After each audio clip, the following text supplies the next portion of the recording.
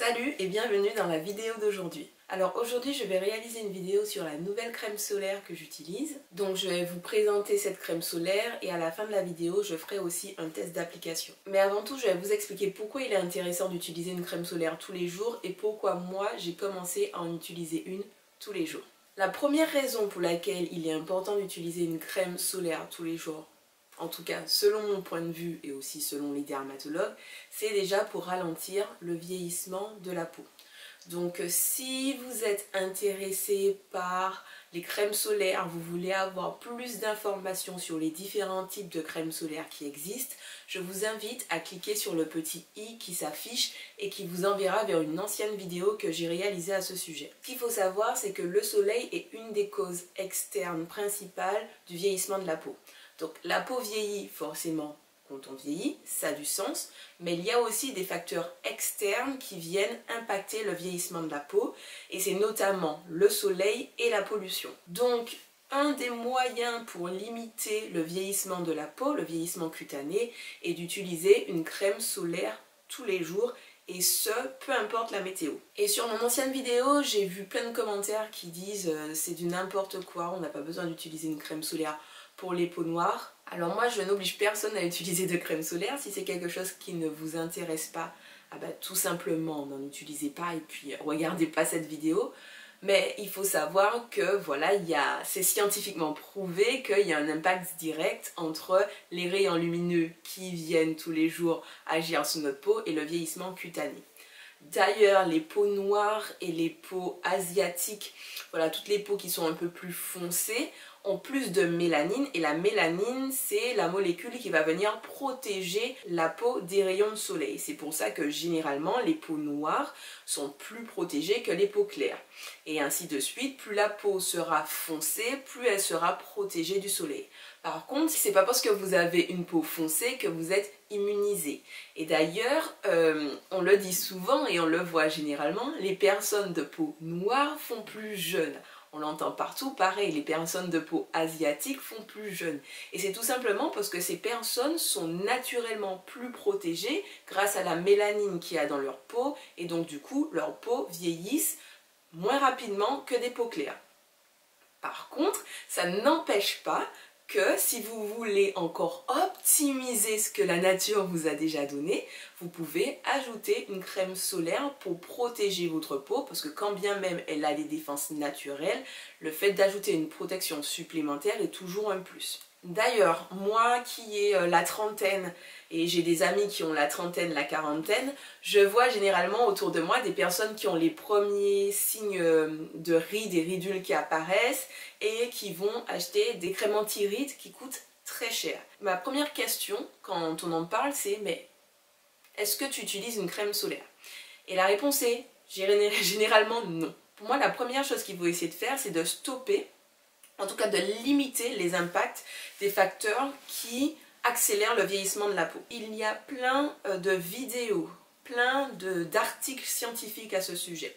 Si vous voulez regarder des vidéos de spécialistes à ce sujet, moi je conseille beaucoup les vidéos du docteur Alexis Stephens. Alors c'est une dermatologue américaine, je mettrai le lien de sa vidéo en barre d'informations. Elle fait des vidéos très détaillées. Dans ces vidéos, elle va venir expliquer les différentes molécules à utiliser, elle va venir expliquer aussi les différents mécanismes et comment les produits agissent sur la peau. Donc c'est vraiment des vidéos qui ont un caractère un peu scientifique, mais qui est généralement vulgarisé et qui est accessible à tous. Donc si c'est quelque chose qui vous intéresse, je vous invite grandement à aller voir les vidéos du docteur Stephens.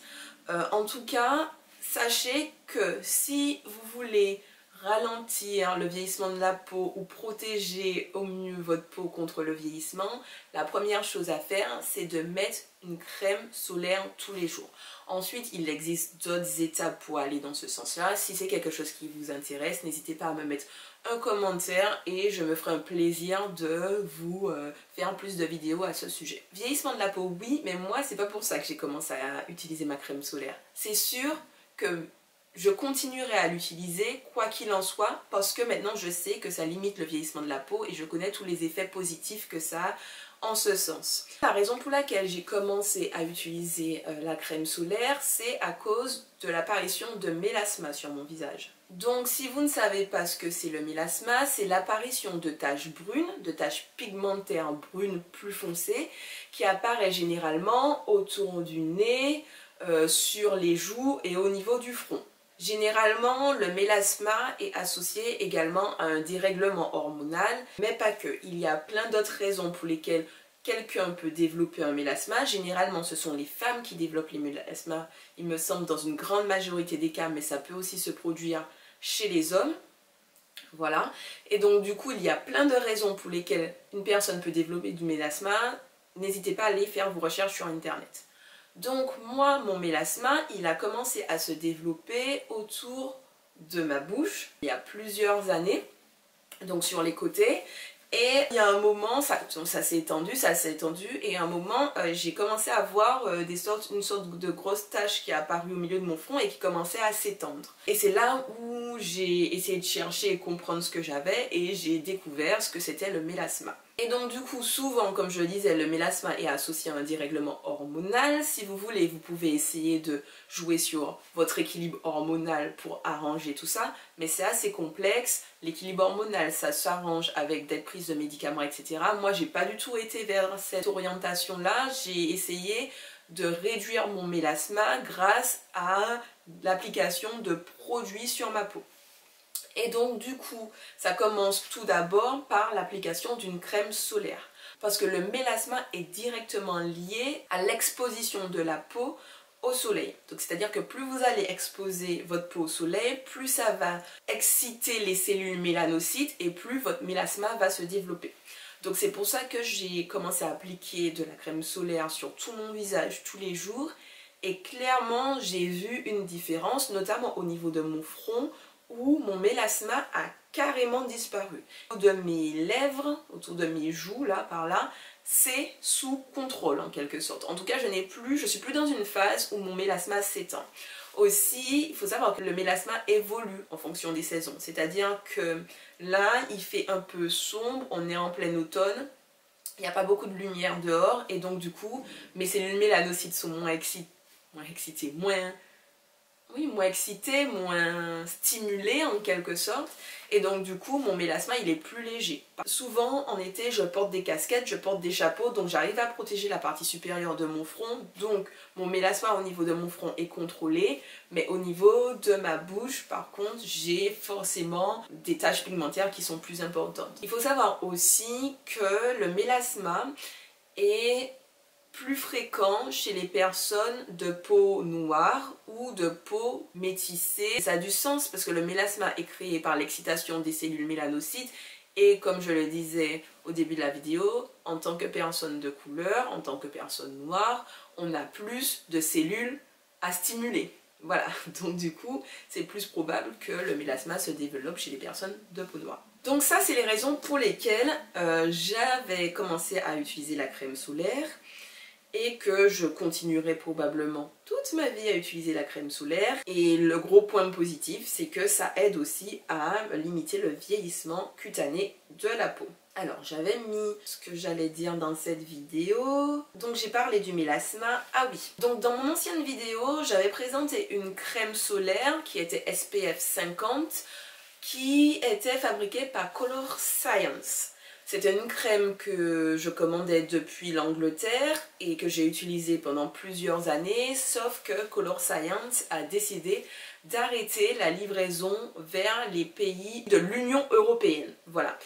Avec le Brexit, Color Science avait arrêté de livrer certains produits. Ils avaient continué à distribuer les crèmes solaires, donc pendant plusieurs années, même après le Brexit, j'ai acheté mes crèmes solaires auprès de Color Science, sauf que au cours de cette année, ils ont complètement arrêté la distribution en France. Donc c'est pour ça que j'ai acheté cette crème de Summer Friday que j'ai trouvée sur le site de Sephora. Pourquoi j'ai acheté cette crème? J'ai passé des heures à chercher une autre crème solaire.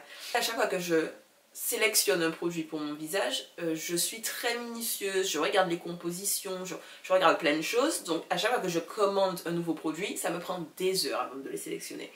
Bref, au bout d'un moment, je me suis arrêtée cette crème là parce qu'elle semblait faire le job. Ce qu'il faut savoir aussi, c'est quand on a la peau noire, c'est compliqué de trouver une crème solaire minérale.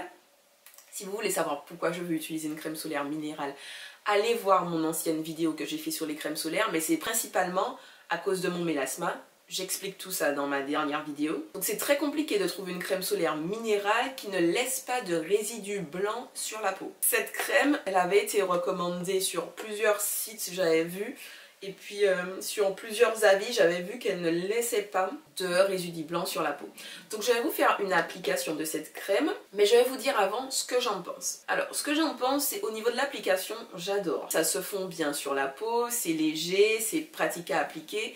Et ça ne laisse pas de résidus blancs. Enfin, ça laisse la peau légèrement grisée, mais ça va. Franchement, c'est acceptable. C'est le genre de crème que je peux appliquer sur mon visage et sortir sans mettre de maquillage. Au niveau de la protection, parce qu'on est là pour ça, on est là pour la protection. Si on met une crème solaire, c'est un SPF 30, donc qui n'est pas aussi puissant que la crème de Color Science que j'utilisais qui était un SPF 50, mais je demande à voir les tests in vitro de cette crème là parce que j'ai pas vraiment l'impression que c'est un SPF 30.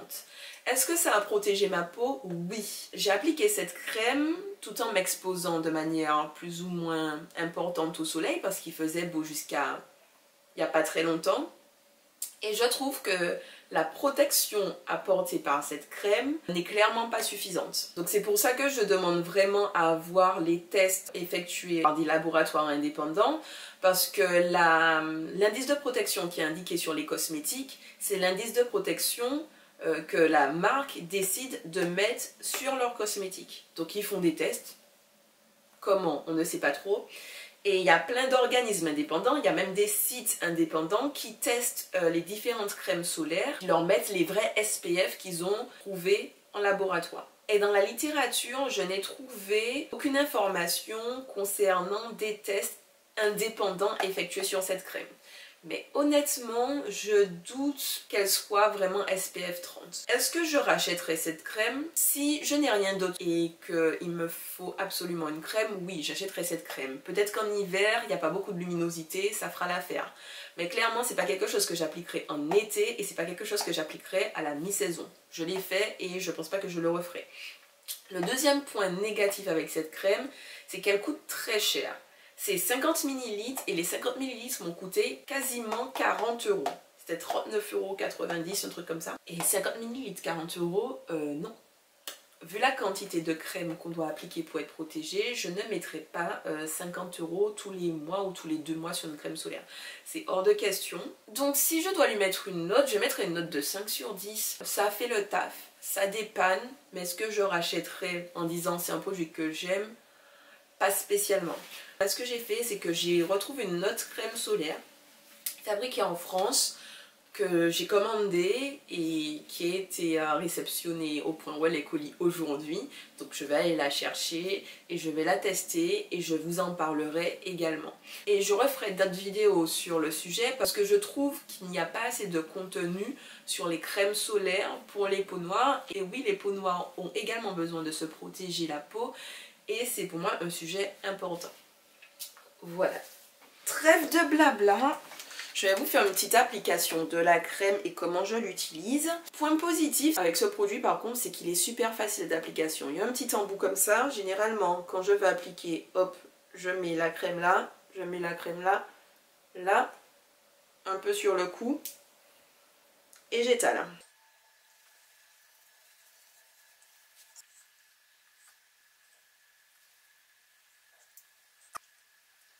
Donc voici ce que ça donne après avoir mis une première application de la crème. Généralement, quand il y a du soleil aussi, normalement il faudrait toujours mettre 2 couches, mais quand il n'y a pas de soleil, j'ai la flemme de mettre 2 couches. Mais quand je sais que je vais aller dehors, il y a du soleil et que je m'expose, je remets toujours une deuxième couche. Il fait nuit dehors, mais pour le bien de la vidéo, je vais vous remontrer l'application avec la deuxième couche. Et oui, et j'en mets aussi sur mon cou, et ça c'est pas du tout à cause du mélasma, hein. C'est juste pour le vieillissement de la peau, hein, parce que en fait le cou c'est une partie qui est tout le temps exposée et il est important de bien protéger le cou également. Donc là, hop. Là, hop, vous voyez ma peau. Et vous voyez que ça laisse un fini assez naturel, quoi. On voit pas, il n'y a pas l'effet blanc sur la peau. Donc c'est vraiment ce que j'aime avec cette crème. Donc voilà les copains, j'espère que cette vidéo vous a plu. Si c'est le cas, n'hésitez pas de mettre un like et de la partager. Si c'est un contenu qui vous intéresse, n'hésitez pas à me le dire, comme ça je vais continuer à vous partager mes différents tests de crème solaire sur la chaîne. Si vous voulez aussi avoir plus d'informations sur ma routine visage et aussi plus d'informations sur différentes choses dont j'ai parlé dans la vidéo, notamment le vieillissement de la peau et comment adopter une routine en fonction de son âge, n'hésitez pas à me le dire aussi en commentaire parce que c'est quelque chose qui m'intéresse énormément mais que je ne partage pas spécialement sur ma chaîne parce que je sais que ma communauté est principalement là pour les vidéos capillaires. Mais si c'est quelque chose qui vous intéresse, n'hésitez pas à me le dire et je ferai aussi des vidéos à ce sujet. Voilà, j'espère que cette vidéo vous a plu. Mon micro s'est arrêté, donc on va utiliser le micro de la caméra. Bref, c'est pas grave. Je vous fais de gros bisous, à bientôt et puis à la semaine prochaine ou à dans 2 semaines, je sais pas encore. Bisous!